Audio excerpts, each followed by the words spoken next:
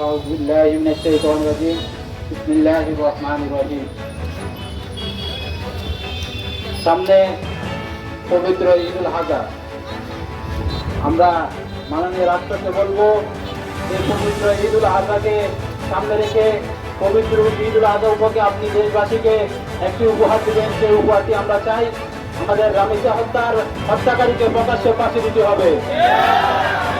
এটাই আমাদের কাছে। আপনি যদি স্বরাষ্ট্রমন্ত্রীর কাছে আমরা দাবি জানাচ্ছি, আপনি যদি এদেশের 18 কোটি মানুষের কাছে প্রিয় হতে চান, তাহলে অনতিবিলম্বে যে দর্শককে ধরা হয়েছে তাকে জবানবন্দি করা হয়েছে, এই জন্য এখন তাকে ফাঁসি দিতে সহযোগে। এই জন্য আপনাদের কাছে উদাত্ত আহ্বান থাকবে সরকারের কাছে, এই ঈদের আগে যেন এই দর্শকদের ফাঁসি আমরা বাংলাদেশের 18 কোটি মানুষ দেখতে পাই।